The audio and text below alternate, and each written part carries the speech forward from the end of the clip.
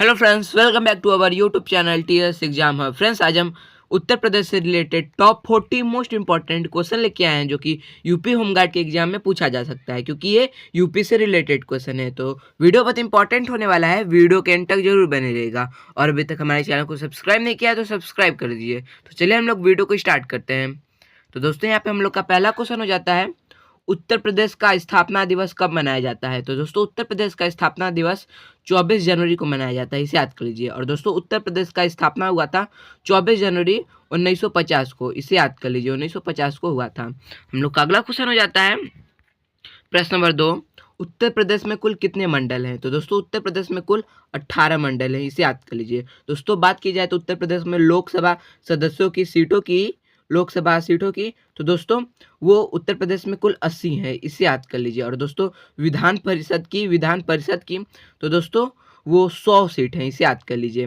और दोस्तों, विधानसभा के निर्वाचक की तो दोस्तों उसकी सीट 403 है, इसे याद कर लीजिए। ये बहुत इंपॉर्टेंट है, इसे याद कर लीजिए। बढ़ते हैं अपने अगले क्वेश्चन की तरफ। हम लोग का अगला क्वेश्चन है प्रश्न नंबर 3, उत्तर प्रदेश की प्रथम महिला मुख्यमंत्री कौन थी। तो दोस्तों वो सुचेता कृपलानी थी, इसे याद कर लीजिए, सुचेता कृपलानी। और दोस्तों, सरोजनी नायडू उत्तर प्रदेश की प्रथम महिला राज्यपाल थी, इसे याद कर लीजिए, पहली महिला राज्यपाल। और दोस्तों, इंदिरा गांधी जो थी वो भारत की पहली महिला प्रधानमंत्री थी, इसे याद कर लीजिए। बढ़ते अपने अगले क्वेश्चन की तरफ। हम लोग का अगला क्वेश्चन है प्रश्न नंबर 4, उत्तर प्रदेश का राजकीय पक्षी कौन सा है। तो दोस्तों, उत्तर प्रदेश का राजकीय पक्षी सारस है, इसे याद कर लीजिए। इसी के साथ इसका ऑप्शन बी करेक्ट हो जाता है। हम लोग का अगला क्वेश्चन है प्रश्न नंबर 5, ताजमहल उत्तर प्रदेश के किस शहर में स्थित है। तो दोस्तों, ताजमहल उत्तर प्रदेश के आगरा शहर में स्थित है, इसे याद कर लीजिए। इसी के साथ इसका ऑप्शन सी करेक्ट हो जाता है। हम लोग का अगला क्वेश्चन है प्रश्न नंबर 6, क्षेत्रफल की दृष्टि से यूपी का सबसे बड़ा जिला कौन सा है। तो दोस्तों, क्षेत्रफल की दृष्टि से यूपी का सबसे बड़ा जिला लखीमपुर खीरी है, इसे याद कर लीजिए। दोस्तों, जनसंख्या की दृष्टि से, पॉपुलेशन से दोस्तों उत्तर प्रदेश का सबसे बड़ा जिला वो प्रयागराज है, इसे याद कर लीजिए, प्रयागराज। हम लोग का अगला क्वेश्चन है प्रश्न नंबर 7, पीतल नगरी किस शहर को कहा जाता है। तो दोस्तों, वो मुरादाबाद को कहा जाता है पीतल नगरी, इसे याद कर लीजिए। और दोस्तों, अलीगढ़ है जो है वो तालों के लिए फेमस है, इसे याद कर लीजिए, तालों के लिए जो लॉक होता है। और दोस्तों, कानपुर को मैनचेस्टर ऑफ यूपी कहा जाता है, ये बहुत इंपॉर्टेंट है, इसे याद कर लीजिएगा। हम लोग का अगला क्वेश्चन है प्रश्न नंबर 8, उत्तर प्रदेश में कुंभ मेला कहाँ लगता है। तो दोस्तों, वो प्रयागराज में लगता है, इसे याद कर लीजिए। इसी के साथ इसका ऑप्शन सी करेक्ट हो जाता है।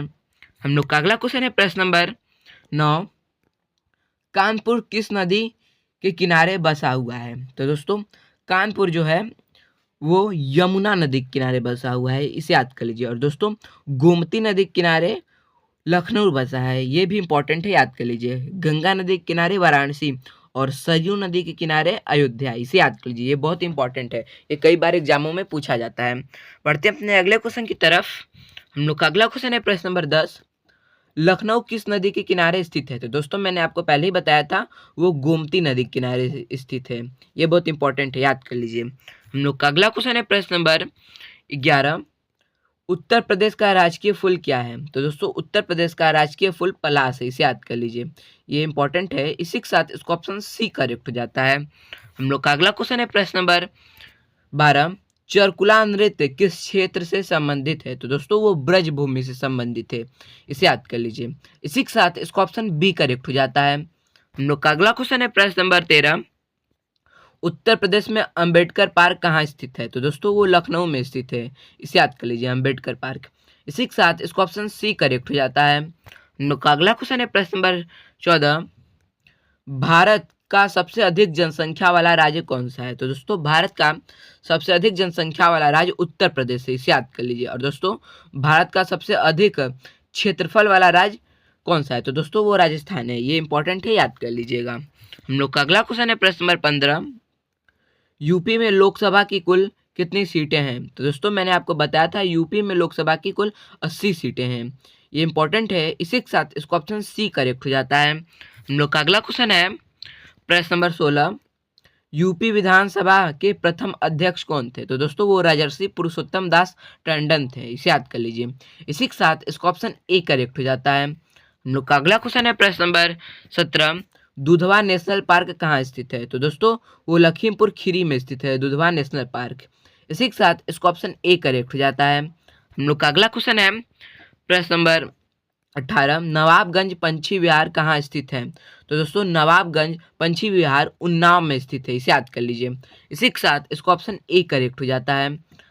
हम लोग का अगला क्वेश्चन है प्रश्न नंबर 19, वाराणसी को और किस नाम से जाना जाता है? तो दोस्तों वाराणसी को घाटों के शहर के नाम से जाना जाता है, इसे याद कर लीजिए। और दोस्तों नवाबों का शहर ये लखनऊ को कहा जाता है, नवाबों का शहर। और दोस्तों इत्र का शहर किसे कहा जाता है? तो दोस्तों कन्नौज जिले को इत्र का शहर कहा जाता है, इसे याद कर लीजिए। हम लोग का अगला क्वेश्चन है प्रश्न नंबर 20, उत्तर प्रदेश का पुराना नाम क्या था? तो दोस्तों संयुक्त प्रांत, जिसे इंग्लिश में यूनाइटेड प्रोविंस भी कहा जाता है, इसे याद कर लीजिए। हम लोग का अगला क्वेश्चन है प्रश्न नंबर 21, 1857 की क्रांति कहाँ से शुरू हुई थी?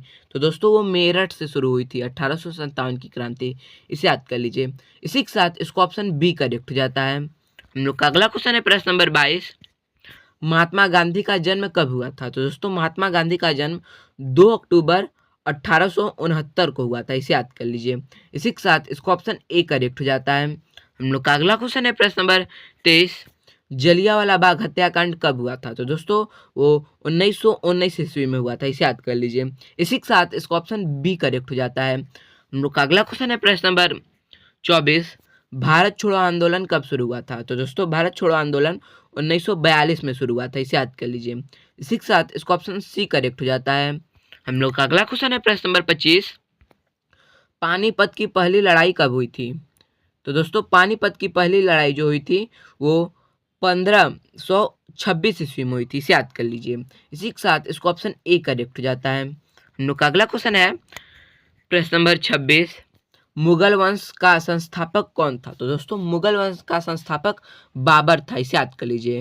इसी के साथ इसको ऑप्शन सी करेक्ट हो जाता है। हम लोग का अगला क्वेश्चन है प्रश्न नंबर 27, आज़ाद हिंद फौज की स्थापना किसने की थी? तो दोस्तों सुभाष चंद्र बोस ने की थी आज़ाद हिंद फौज की स्थापना, इसे याद कर लीजिए। इसी के साथ इसको ऑप्शन बी करेक्ट हो जाता है। हम लोग का अगला क्वेश्चन है प्रश्न नंबर 28, इनकलाब जिंदाबाद का नारा किसने दिया था? तो दोस्तों इनकलाब जिंदाबाद का नारा सुभाष चंद्र बोस ने दिया था, इसे याद कर लीजिए। इसी सॉरी दोस्तों यहाँ पे गड़बड़ी हो गई है, भगत सिंह ने दिया था। भगत सिंह ने इनकलाब जिंदाबाद का नारा दिया था, इसे याद कर लीजिए। इसी के साथ इसको ऑप्शन बी करेक्ट हो जाता है। हम लोग का अगला क्वेश्चन है प्रश्न नंबर 29, गौतम बुद्ध ने अपना पहला उपदेश कहाँ दिया था? तो दोस्तों सारनाथ में दिया था गौतम बुद्ध ने अपना पहला उपदेश। और दोस्तों सारनाथ कहाँ पड़ता है? वो वाराणसी में पड़ता है, इसे याद कर लीजिए। हम लोग का अगला क्वेश्चन है प्रश्न नंबर 30, ऋग्वेद में कुल कितने मंडल हैं? तो दोस्तों ऋग्वेद समझिए, ऋग्वेद क्या होता है? तो दोस्तों ऋग्वेद एक वेद है। पहले वेद को 4 भागों में बांटा गया है, एक ऋग्वेद, सामवेद, यजुर्वेद, अथर्ववेद। और दोस्तों ये क्वेश्चन है कि ऋग्वेद में कुल कितने मंडल हैं? तो दोस्तों ऋग्वेद में कुल 10 मंडल हैं, इसे याद कर लीजिए। हम लोग का अगला क्वेश्चन है प्रश्न नंबर 31, भारत का लौह पुरुष किसे कहा जाता है? तो दोस्तों सरदार वल्लभ भाई पटेल को भारत का लौह पुरुष कहा जाता है, इसे याद कर लीजिए।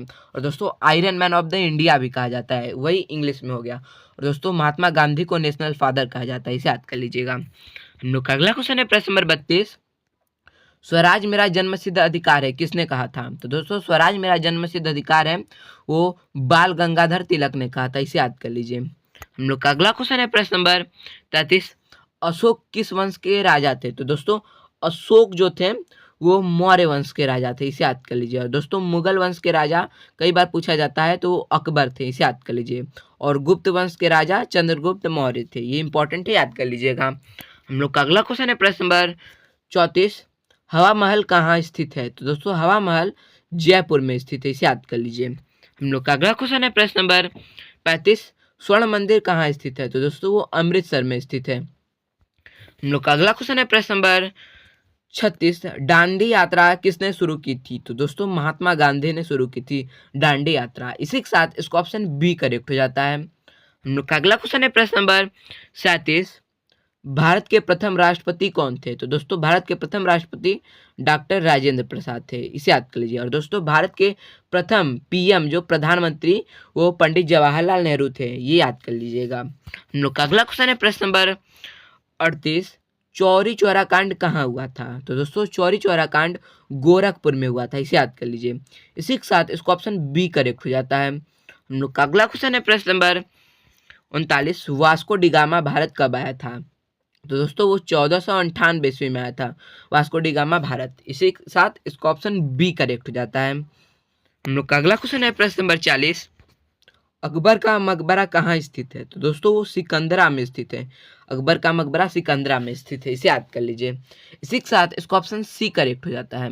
दोस्तों हमारे वीडियो का एंड हो चुका है।